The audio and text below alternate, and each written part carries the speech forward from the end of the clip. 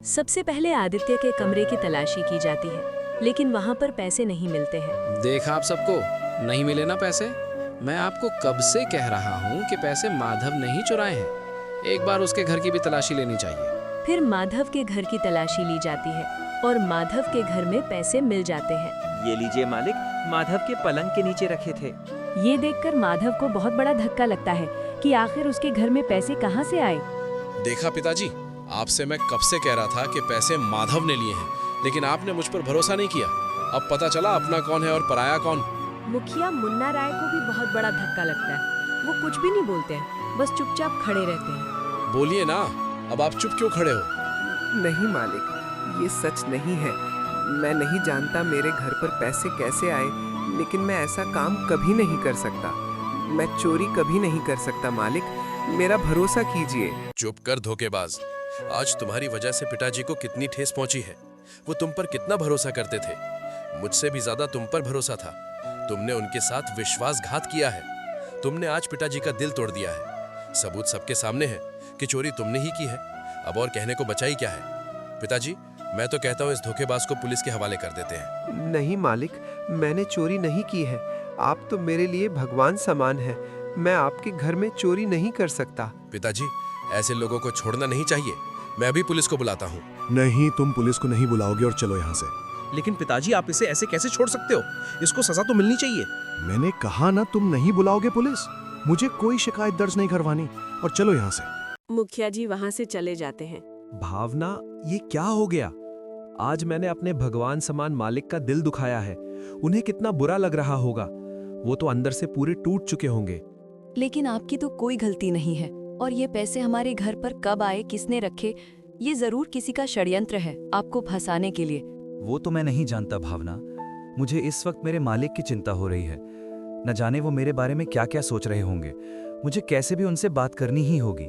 मेरी बात सुनिए, अभी आपका वहां जाना ठीक नहीं होगा। आपने देखा नहीं, आपकी बात किसी ने नहीं सुनी। कोई भी आप पर भरोसा करने के लिए तैयार नहीं है। यहाँ तक कि मुन्ना चाचा ने भी आप पर भरोसा नहीं किया। वो बिना कुछ बोले ही चले गए। मालिक की इसमें कोई गलती नहीं है। उनका दिल टूट चुका है। भले ही मैंने चोरी नहीं की है, लेकिन सबके सामने वो पैसे मिले हैं और ये साबित हुआ है कि मैं ही चोर हूँ। मुझे कुछ समझ नहीं आ रहा। मैं अपनी बेगुनाही कैसे साबित करूँ? मालिक को कैसे समझाऊं? अभी इस वक्त आप किसी से बात मत कीजिए।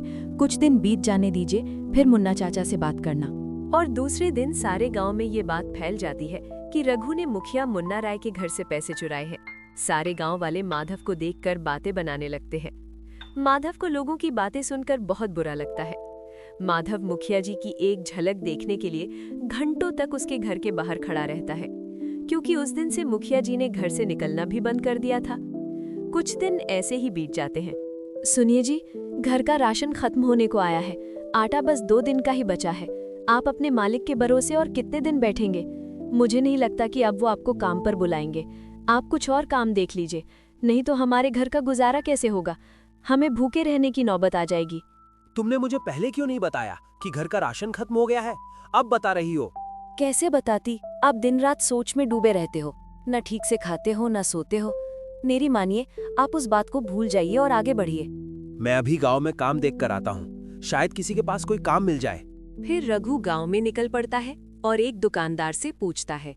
राम राम भैया, मैं काम की तलाश में हूँ। मुझे काम की बहुत जरूरत है। घर की हालत बहुत खराब है। क्या आपके यहाँ कोई काम मिल सकता है? आपकी बड़ी मेहरबानी होगी। तू वही चोर माधव है ना, जिसने मुखिया के यहाँ चोरी की थी? मेरे पास तेरे लिए कोई काम नहीं। क्या पता कल को तो मेरी दुकान से कुछ चुरा ले। निकल यहाँ से। माधव को ये सुनकर बहुत दुख पहुंचता है। वो वहां से चला जाता है। फिर एक दिन सेठ पृथ्वीराज के पास जाकर काम के लिए पूछता है और सेठ मान जाता है। ठीक है भाई, तुम कल से काम पर आ जाना। वैसे भी बहुत काम पड़ा है, मुझे 3-4 लोगों की जरूरत है। आपका बहुत बहुत धन्यवाद सेठ जी, मैं कल से आ जाऊंगा। तभी वहाँ पर सेठ की पत्नी अवंतिका आ जाती है। ये आप क्या कर रहे हैं? कोई जरूरत नहीं है इसको काम पर रखने की। आपको पता नहीं है इसने क्या किया है? भलाई का जमाना नहीं है। आप इसको काम देकर भलाई करने जाओगे और कल को ये आपका घर साफ कर देगा। आजकल के लोगों का कोई भरोसा नहीं है। मुखिया जी की यही गलती थी। उन्होंने इस पर भरोसा कर काम पर रखा था। यहाँ तक कि बचपन से इसे पाला, इसकी शादी भी करवाई, फिर भी इसने उनके साथ बेईमानी की। अगर अब भी आपने इसे काम पर रखा तो मुझसे बुरा कोई नहीं होगा। ठीक है भाग्यवान, नहीं रखूंगा। माधव तुम जाओ भाई, तुम्हारी वजह से मैं मेरे घर में झगड़ा नहीं चाहता। मैं तुम्हें काम पर नहीं रख सकता, तुम कहीं और जाके काम देख लो। माधव निराश होकर वहां से चला जाता है। इधर माधव की पत्नी भावना को भी गांव की औरतें ताना मारती हैं। मैंने तो सुना है दोनों पति पत्नी की मिली भगत है, जो मुखिया जी जैसे अच्छे आदमी को फंसा के रखा था इन दोनों ने।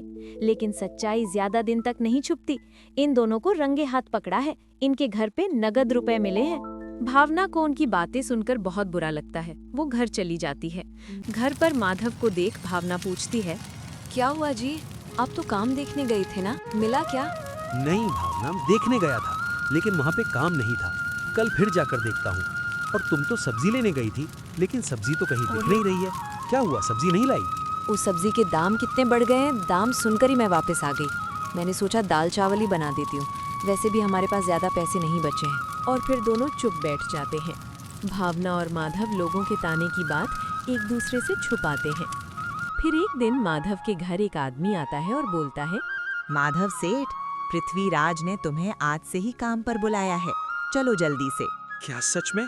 भगवान तेरा लाख लाख शुक्र है, मुझे काम तो मिल गया। भावना में निकलता हूँ। ठीक है, अब जाइए, जैसे ही फुर्सत मिले खाने के लिए आ जाना। माधव सेठ पृथ्वीराज के पास काम करने निकल पड़ता है और दिन भर मजदूरी करने के बाद सेठ पृथ्वीराज उसी दिन उसे एक दिन की अच्छी मजदूरी के पैसे भी दे देते हैं। ये लो भाई माधव, तुम्हारी आज की मजदूरी, कल से वक्त पर आया करना। बहुत बहुत धन्यवाद सेठ जी। आपको नहीं पता, मेरे घर की हालत बहुत खराब थी। अगर आज आप काम ना देते तो मुझे भूखे रहने की नौबत आ जाती। अभी मैं चलता हूँ सेठ जी, कल समय पर आ जाऊंगा। माधव खुशी से अपने घर की ओर चला जाता है। इधर सेठ पृथ्वीराज मुखिया से मिलने जाता है। मुखिया जी, मैंने आपका काम कर दिया है। जैसा आपने बोला था उसे काम पर भी रख लिया है और पैसे भी दिए हैं। आप मेरे बहुत अच्छे मित्र हो, इसीलिए मैंने तुम्हारी बात मानी। आपने कहा इसीलिए मेरी पत्नी मानी, नहीं तो मेरी पत्नी को मनाना मुश्किल था। शुक्रिया दोस्त तुम्हारा ये एहसान कभी नहीं भूलूंगा। एक दिन आदित्य एक आदमी से बात करता है। अच्छा, तो ये बात है, उस सेठ के यहाँ माधव को काम मिल गया।